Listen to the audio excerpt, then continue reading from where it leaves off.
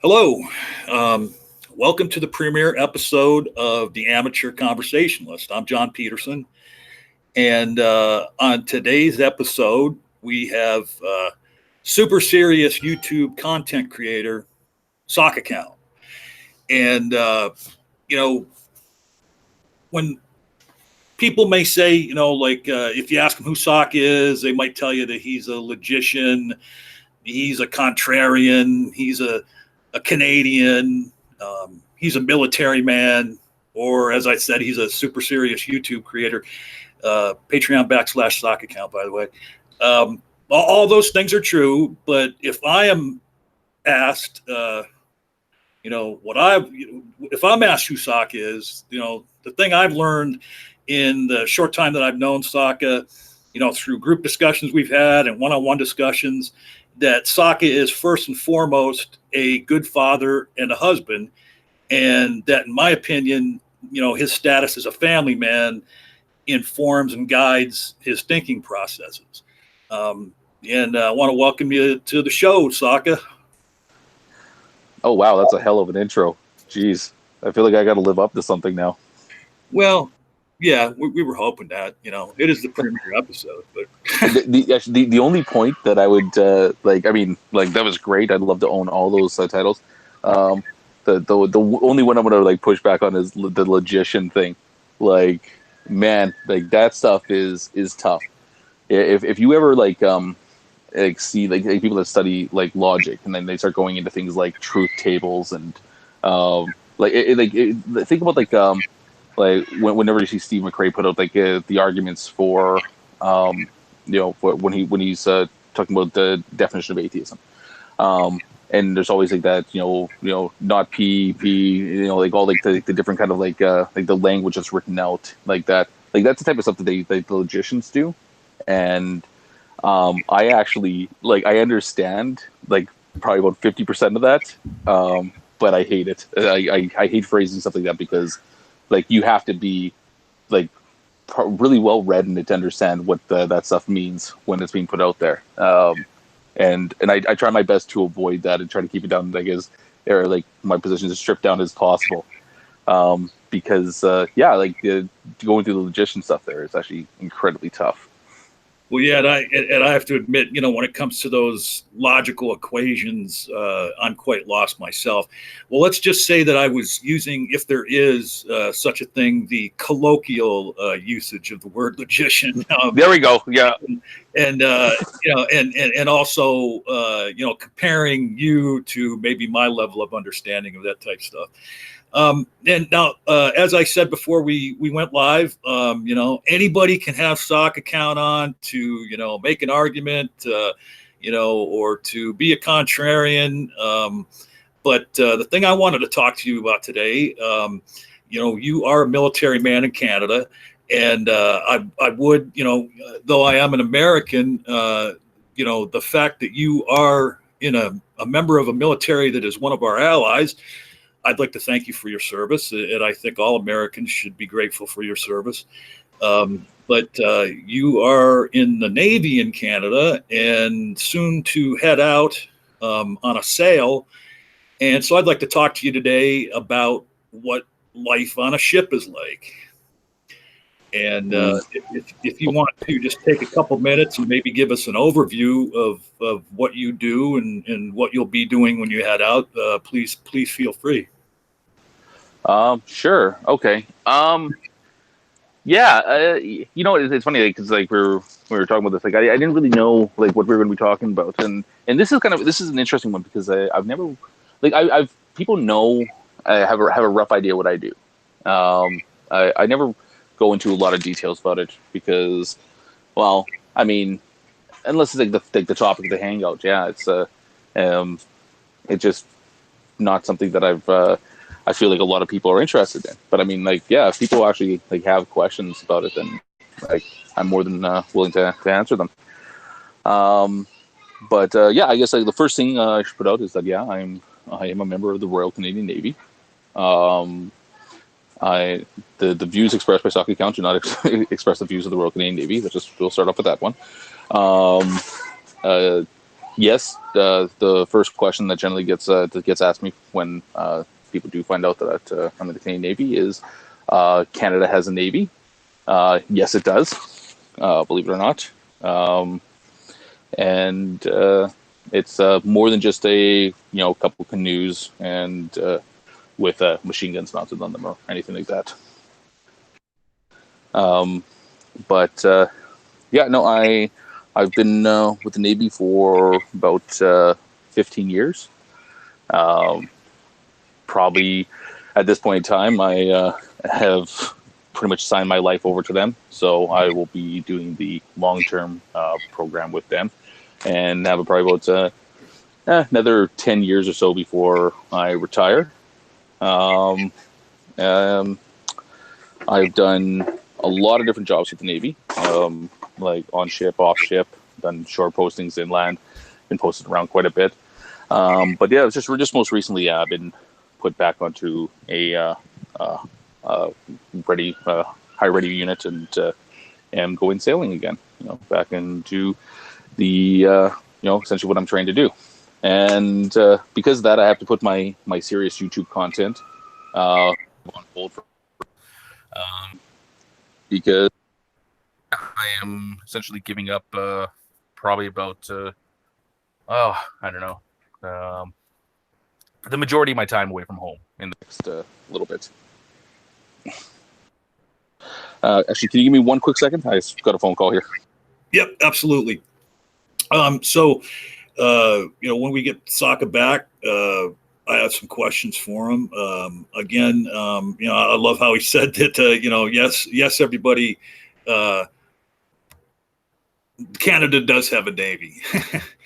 And, as I stated earlier, Socka deserves the gratitude of even people in our country, because Canada is, an ally of the U.S. When he does come back, I do want to ask him, more of the specifics of what life on a ship is like, and just to, talk about some of the future programs we'll have. I've already asked, a handful of people if they want to be on.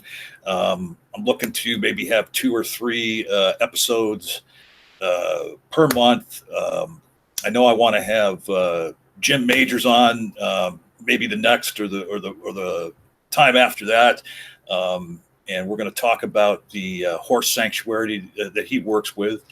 I want to have the Raging Atheist on. I've asked him to come on and talk about, he spent some time doing slam poetry, if you're familiar with that. And that interests me about him.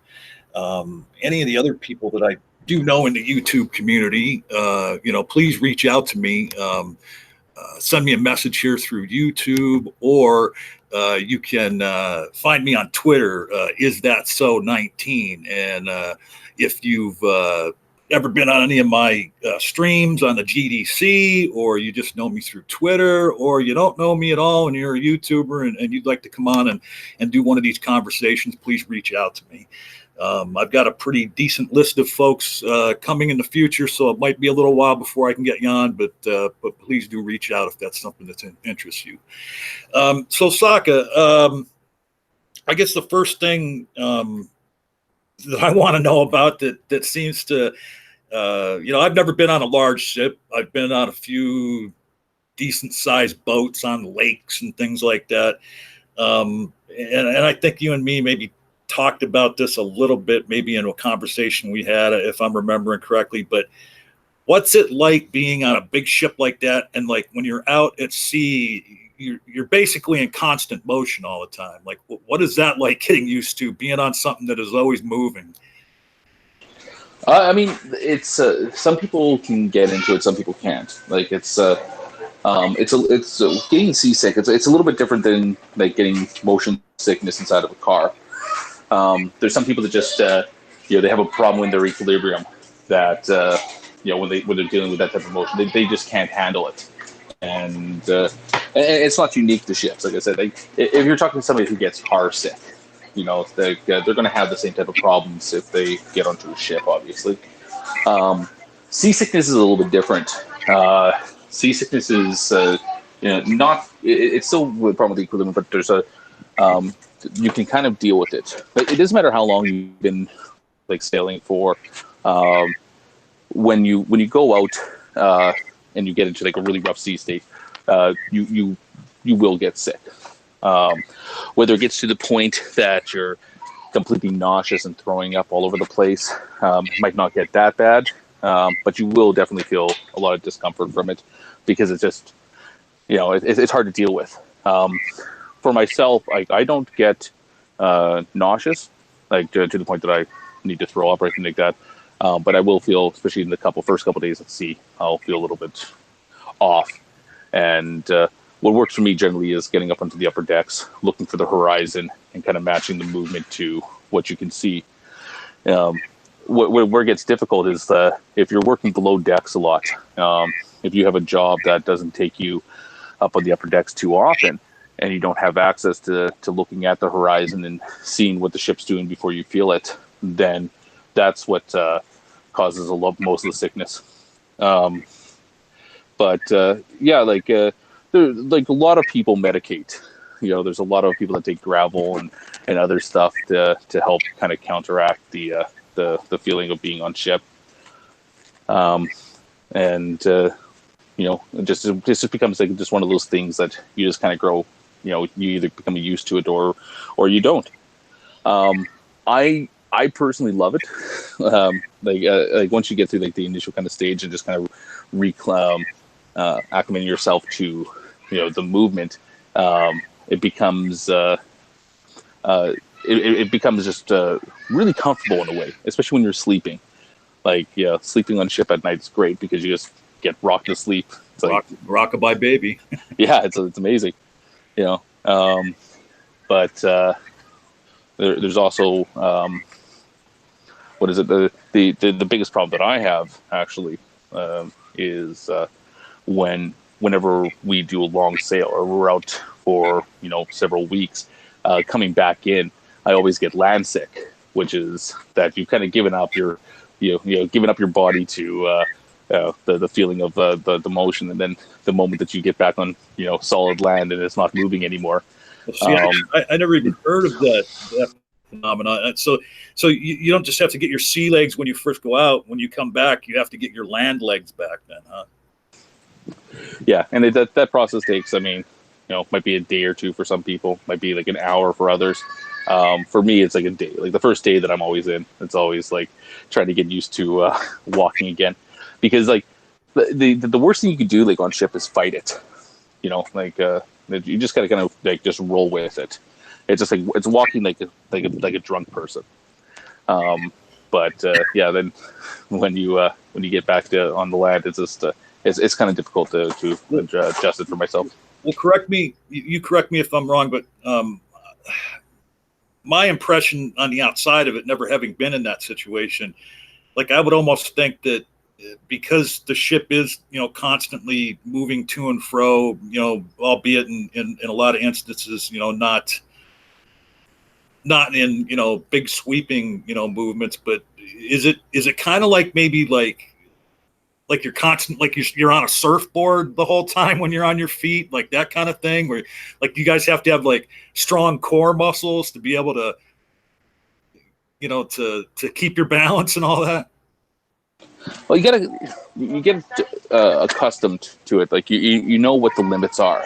Like so, when you start doing like a lot of like really like high speed maneuvers on like a large ship, you can cant over 20 degrees in either direction. So it's like being in a fun house with the floor moving, and but you know what the limits are. Like that like a lot of people when they first get on, you'll see them like grab onto stuff if the ship starts going over like too hard to port and starboard, and the more comfortable you get with it, you realize that you get to that point where you feel like you're just about to go sliding across the deck, and then it stops. Like that's just the limit that you're at, and yeah, you can just generally stand there and just kind of deal with it. Now, tell me a little bit about how weather sometimes impacts the movement of the ship, and heavy seas, and like how dangerous that is, and how much more of a battle it is to to deal with all, the motion of the ship? Well, I've been in everything, but like like nice smooth sailing where the it's like glass to through a hurricane. Um, yeah, so I mean, obviously, weather's a huge impact on there. The different sea state that you get will, like I said, it can move the ship pretty violently depending on which way you're kind of going through it. Um, Generally, if you have uh, if you're going like head on into the waves, then that's where it can get a little bit awkward because that's when you get like the what direction would that be? I mean, when you're going that in a bad enough sea state that you're crashing down a ship that's longer than a football field, and you're burying the entire bow right into the water, like you're submerging yourself, like the waves are hitting the bridge windows. That angle right there, and of course, obviously, when it hits, everything kind of jolts forward because the ship loses momentum for a second before it picks up. Well, it's going over the next crest, and that kind of motion right there is probably the one that screws people up the most. But yeah, like the weather's bad. Like I mean, like water's rough. When you hit it when you're going through it at high speeds. We've had like fitted equipment like the mounts for our HMGs on the upper decks, which are like bolted right in. We've had those ripped right off from the waves. We've lost equipment. We have bridge windows that are designed to be bullet resistant. Smashed by water and cracked. So it's like that force does hit quite hard. Well, and when you say bolted in too, I imagine you're not talking about bolts that like the average person might use for a weekend project at home. I imagine you're talking about bolts maybe the size of a man's arm and shit like that. Yeah, fair size ones. Yeah. Now talk to me about the ships are large, but it's still not like being on land and in a city, albeit that you're basically a little city floating on the seas. But what's it like living with others in such tight quarters? Yeah, I mean, like there actually are like floating towns. Like when you get to like you take a look at like most of the aircraft carriers, like the largest ones that like the U.S. uses there, can have a crew allotment of upwards of 4,000 or 5,000 people. But aircraft carriers are pretty large. But still, that's a pretty pretty huge thing. Oh, sorry. Our ship is, like I said, it's about the length of a football field, and just you and 230 of your closest friends. Well, and it, the other thing is, so you say 230 of your closest friends. So presumably, I mean, you're out at sea and you're on duty, the whole time you're out, but you must get, downtime. So, when you're on a ship and you're at sea, what do you folks do for downtime and recreation? Huh. Downtime.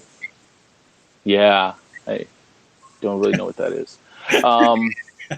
So it depends. Like there's a lot of different ways that like ships will sail depending on what the operational requirement is.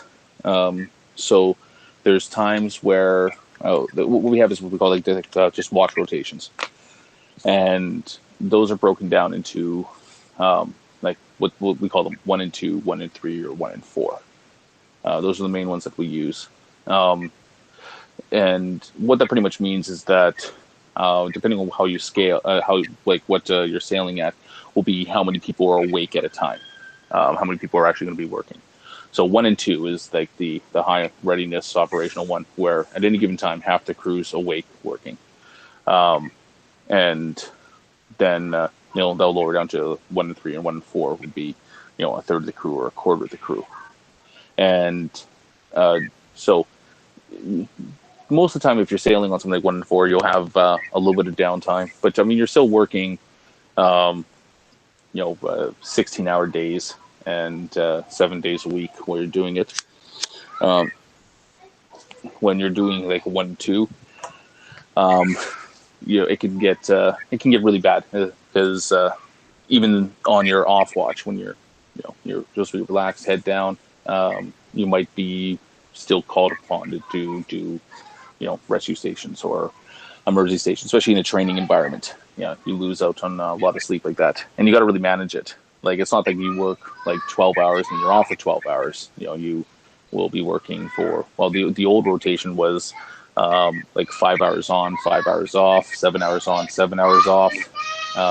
So you got to really, on your 5 hour off, okay, is that the time that you're going to go, are you going to go eat? You're going to go work out? You got some paperwork to do that, then use your 7 hours to sleep. But what happens if you lose that 7 hours because halfway through your off watch, you have to go and, start doing some training exercises, and then next thing you know, like 2 days have gone by and you've gotten like 3 hours of sleep. That happens quite often. So you gotta, you never know what's going to happen. So you really got to kind of manage your time and, on like those heavy rotations, and, sleep when you can, because you don't know when the next time you're going to be able to is. Which really kind of impacts like things like working out, like, you really got to like roll the dice on that one. It's like, okay, I'm going to go to the gym for a couple hours, in the hopes that, on my next off watch, I'm going to be able to, get some sleep. And I mean, so you say go working out. So like on a ship like that, like they'll have like a full weight room and, and all kinds of like workout equipment that you can use. Yeah, there's it's always interesting. On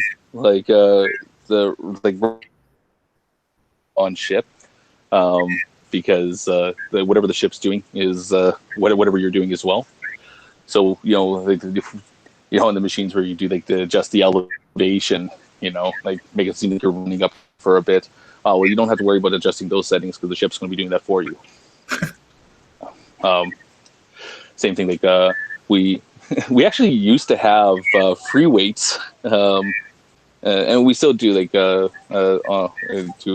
a certain degree, but there's no like big heavy bench presses like going on, because that's you're working a lot more muscles trying to keep that the bar stabilized when you're rocking. So from the live chat, Agrippa says that you guys do modern jazz classes to stay in shape. And yeah, I mean, it is it is the Navy. So I mean, if anyone's seen any musicals from the 1930s and 40s, there is a lot of singing and dancing, especially when we're swabbing the decks.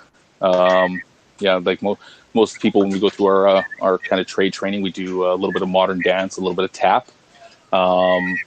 And just for morale, really, like when you could sing a song about swabbing the deck for like 2 hours straight. so I would imagine Gene Kelly is a big Fred Astaire, big influences in your life. Oh, absolutely. Yeah. And if I asked right now, you could probably recite all the words to "In the Navy" by I can't even remember the group now. The ones that also do YMCA. The village people. Village people.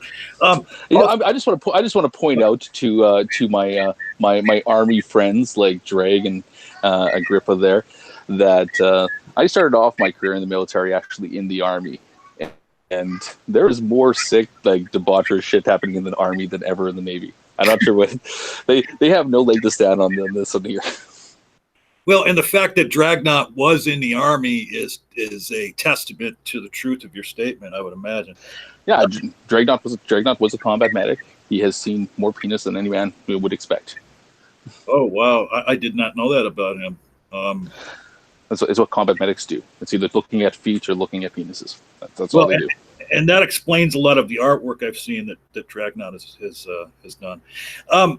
Also from the chat, Korrig Nightwolf wants to know, and I'm sure he's super serious about this question. Where does your poop go? It depends on where we are. Like everything on the ship gets has to be stored on ship. Okay, whether it's garbage or we call like black water, which was what we call that. I think it is in there. So for the plumbing on the ship, for example, we produce our own fresh water. When we're far enough away from the coast, we can take in salt water. What is it called? Desalinize, I think it is. I can't remember the term. Yeah, desalinization, and we can produce our own fresh water. And then when water is used on ship, it gets stored in ballast on the ship there as well.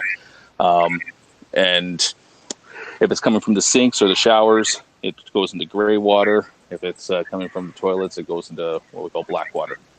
And that stuff is generally treated and to kill any kind of like pollutants or any bad things in it, processed. And if we're far enough away from the surface, it is dumped. But that's after we treat it. So it's not like we're just pouring shit directly into the ocean or anything like that.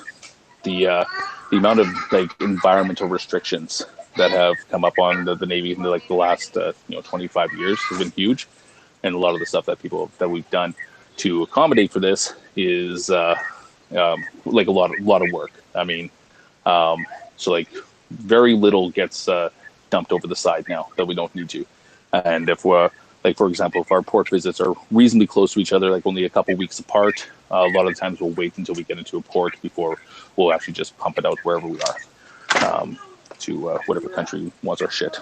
Right. And I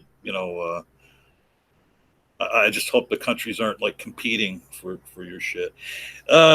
So John F. McDropout, he said the answer to your question is a short one. The poop goes to the poop deck, of course, duh. But that makes sense. Yeah, I love the chat here. And let's see here. Oh boy, I guess I won't ask that question, though it will make me laugh. Oh, go for it. I don't even know what the question is. I'll answer everything. Now, and to Agrippa, that's a good question, and that is something I want to get to, but in due time. My next question for you is, now presumably you've sailed all over the world as a member of the Navy. Is that correct? Yeah, I've lost count. I really got to kind of sit down and think about it. But continent-wise, I've been, let's see, I've hit 1, 2, 3, 4. I guess, yeah. I guess pretty much every continent except for Antarctica, because of the flat Earth and ice wall. Right, and the penguins that are guarding it, of course. Too. Yeah, and the penguins, the military trained penguins. So, what is that like, though? Like, okay, so you're going over, you're making port in different countries. Talk about some of the different cultures you've been exposed to. Oh, geez. Okay, so, like I've done good in some places. Other places not as much. Like where I don't have so early on in my career, like very little focus was actually paid to where we're going. It was just like okay, we're going to like Guatemala, okay, and it's like, well, how do I do in Guatemala? The internet on ship is satellite, so it's about as fast as like an old 56K modem, if that.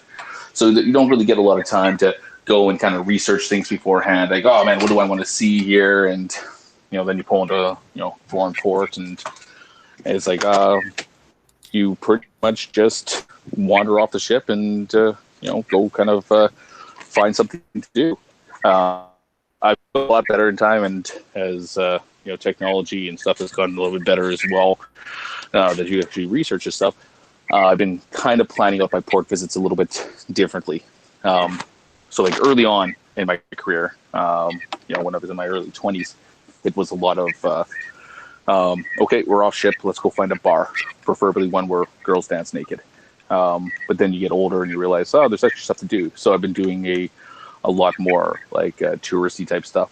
So I've been to like Universal Studios in Singapore, or Tokyo Disneyland, or just a lot of tours. I did a tour in last time I was in Hawaii, of where they shot Lost in Jurassic Park. We do like an ATV tour around there, and see some of the old set pieces that they still have. So there's like you can do some pretty cool things there.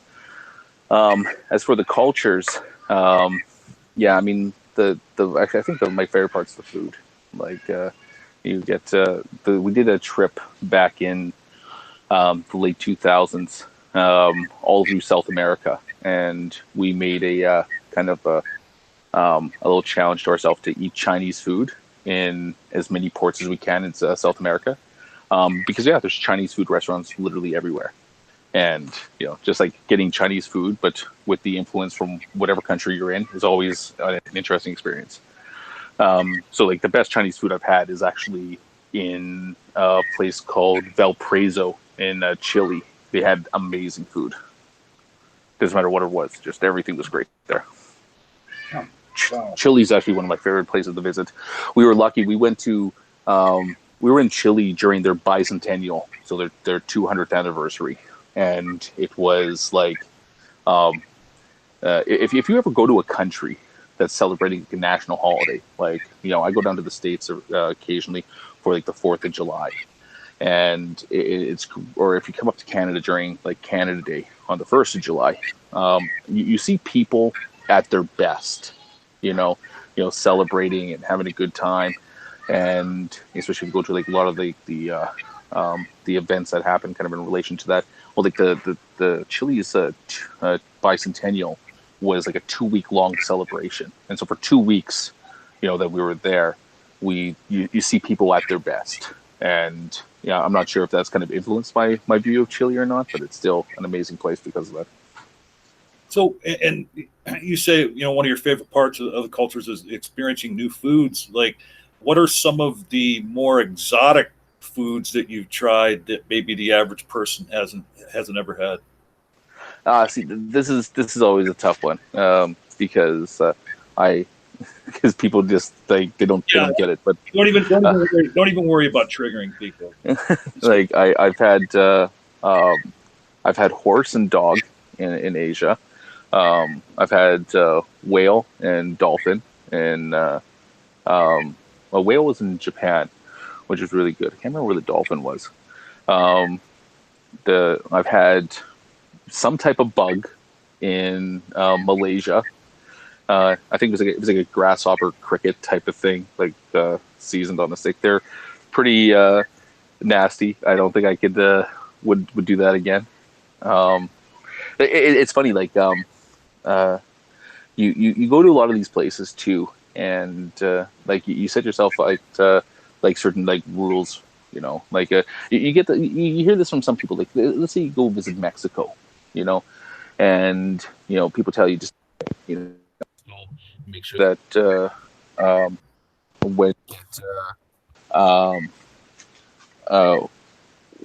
when you get to Mexico, don't drink the water. Don't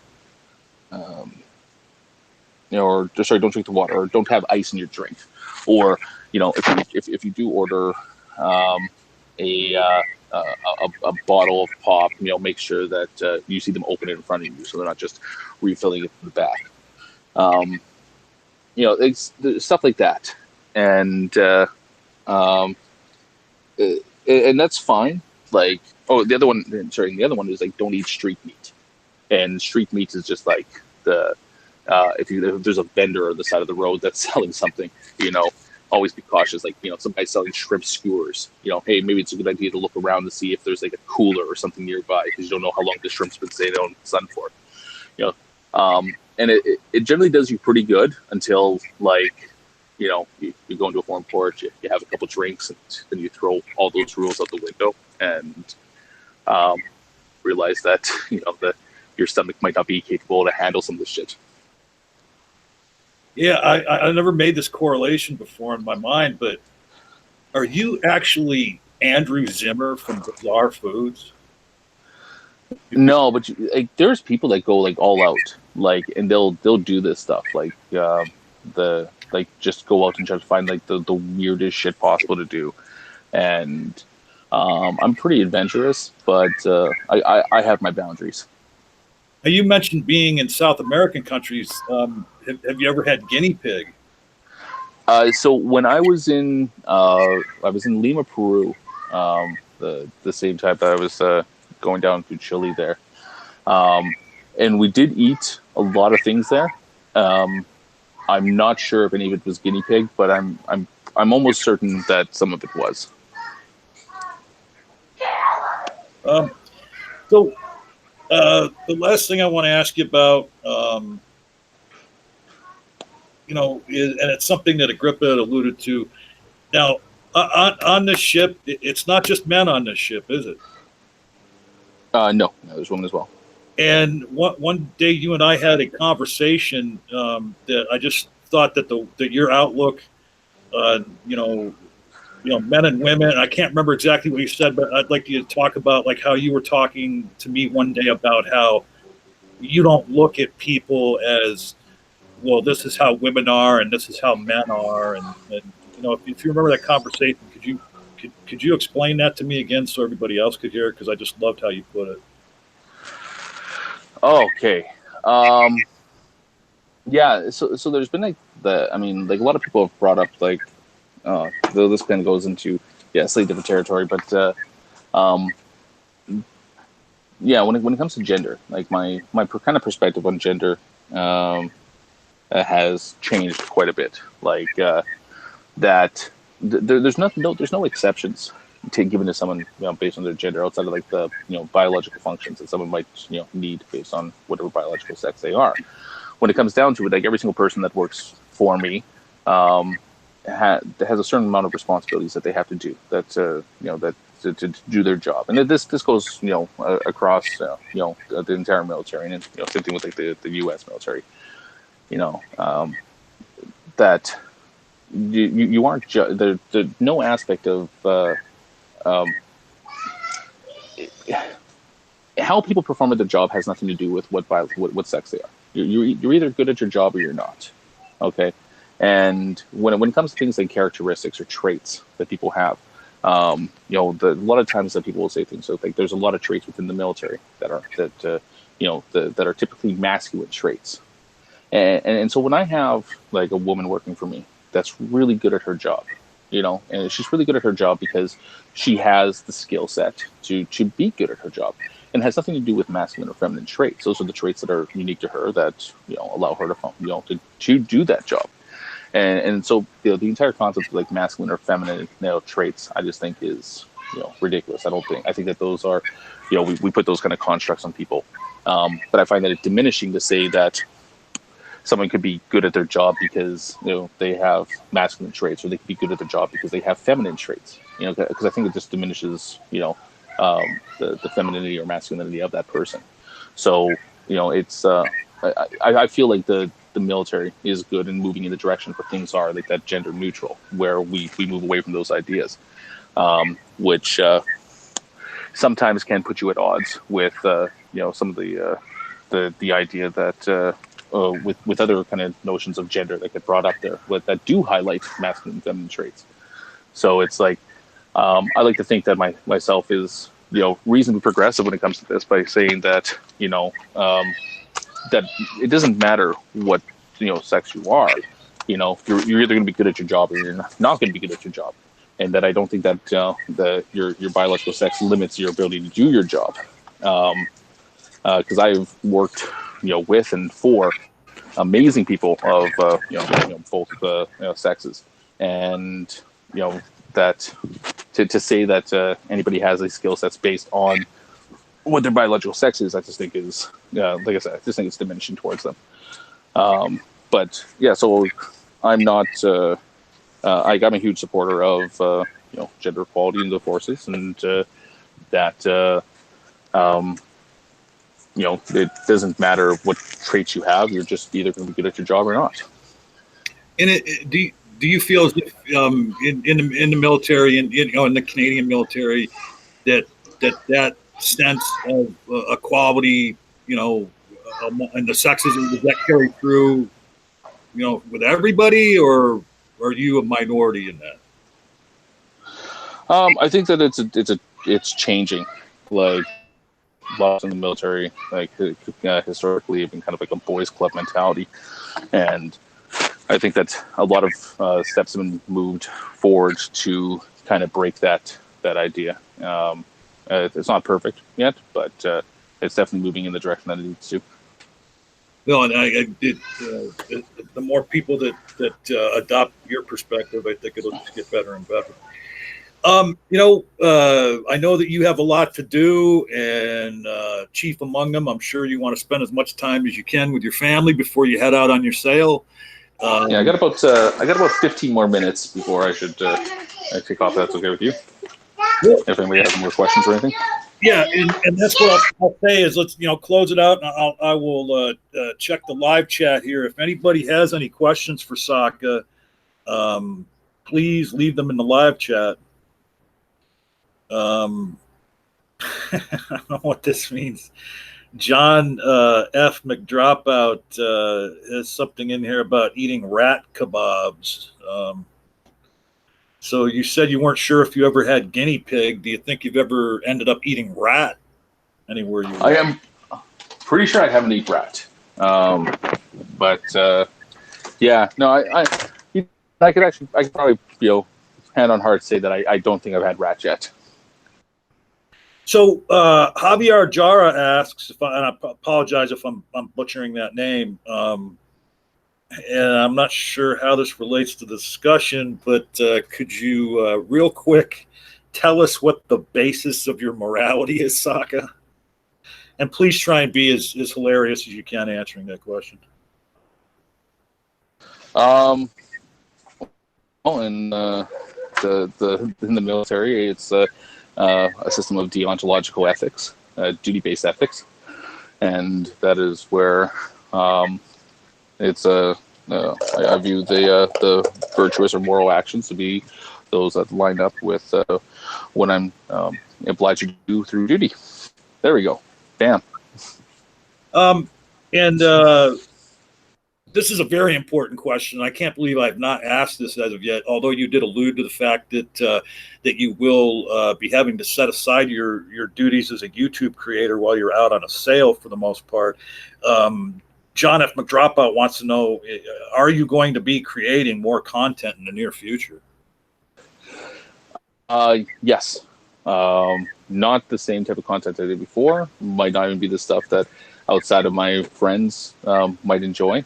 But I have, I'm probably going to be in, a dozen or more countries in the next year. And with that, new experiences, new things to do. And I take a lot of pictures. But what I'm going to try to do is I'm going to try to take some videos of some of the stuff that I do as well, and put those up. And it's completely unrelated to most of the stuff that I do, but like I said, for some of the friends and stuff that I have online, I do appreciate this, as well as kind of like a way to kind of like archive it for future use. Or it's I'm going to be doing some of that stuff. Like I have thousands of pictures on my computer and my phone. Both like some of the places I've been. I've posted a lot of them like for people to see before, like going to an Irish pub in Tokyo, or like just random things like that. That I'll actually try to do some videos and put that stuff up as well. So Agrippa asks, and I might not understand the question. I mean, presumably you're going on a sail tomorrow, which would be active service, I would think. But he asks, has the Royal Canadian Navy seen any active service in the last 10 years? In 2003, we were the Arabian Sea campaign in support of the war on terrorism in Afghanistan, in Iraq. That went through. That was one of my first kind of like introductions into the Navy as well. A lot of the stuff that we do is a lot of drug interdiction stuff,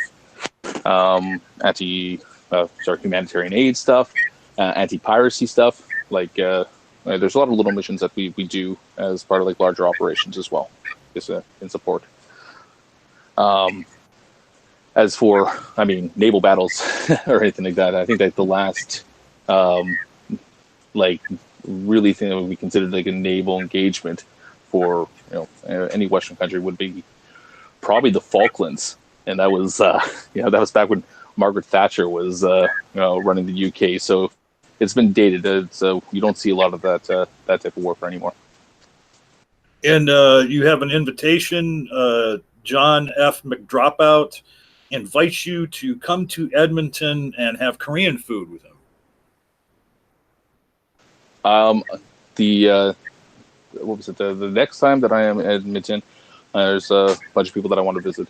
John F. McDropout's one of the people that I'd love to visit one of these days. I think I tried to message him the last time I went through, and I can't remember if he responded or not. But that's when I got together with another guy from the community as well, who lives in the area, and we pretty much sat in the bar and drank for 4.5 hours shooting the shit. It was a lot of fun.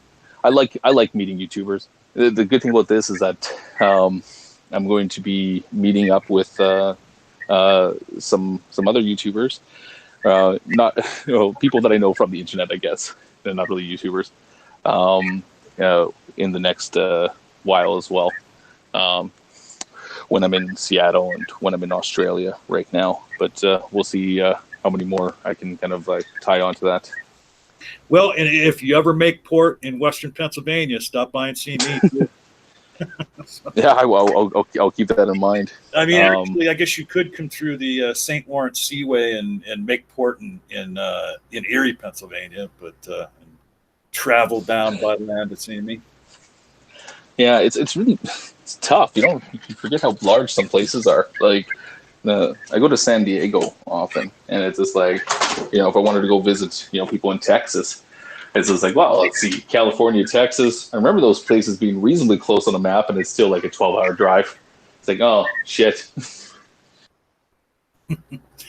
Well, hey, I think we're going to wrap things up here. I don't see any more questions in the live chat, and you are heading out here in less than 24 hours.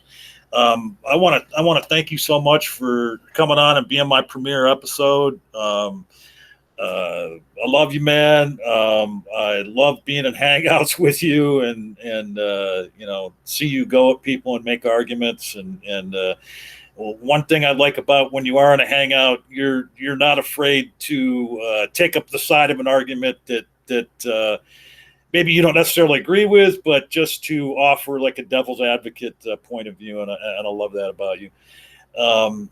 And so thank you for coming, and please let people know where they can find you as far as on YouTube and all that. Yeah, my super serious YouTube channel is Socka Count, where we discuss the most importantest of topics. And feel free to subscribe there. I've been... if I get any new content, regards to like my travels or like the visiting people, it's going to be uploaded there as well. That's about it. Well, and subscribe, like, what was it? Sorry, smash that like button, subscribe. Make sure you turn on notifications. Check me out at patreon.com/Socka Count. My Amazon wish list is up there. Got a bunch of life preservers and life jackets and other aquatic gear in case I fall overboard. You can. What else? The Cash App doesn't work in Canada, so my address is below. If you just want to like send me a bag of money, that's cool as well. A bag of money, or could they send you like returnable bottles and stuff like that too? Yeah, I mean that works too. Like there's a bottle exchange not too far from where I live here, so if you want to get rid of those empties, I could do that for you too. It takes a lot of money to support a channel that produces like a video once a month, and if it wasn't for the Patreons, I don't think I can do this. Like, I love you all. Thank you for supporting me. You guys keep me in coffee. And where can people find you on Twitter? Confusingly enough, I don't even know what my Twitter name is. It's I think it's at Bart Black. at Bart's Black. Yes, yeah, yeah. Black Bart's Rover was the Rover was the name of one of the Bartholomew Roberts strips. Bartholomew Roberts was a pirate name. Black Bart. That was my kind of moniker on YouTube and G Plus before I adopted Socka Count. So I kind of kept that, and just to make sure that I'm completely confusing to anybody trying to find me, that's why I make sure that I keep different usernames for different platforms, because that's what I do. Oh, let me also say, if people want to see Socka and some older content too, check out the channel Deeper Than Dogma.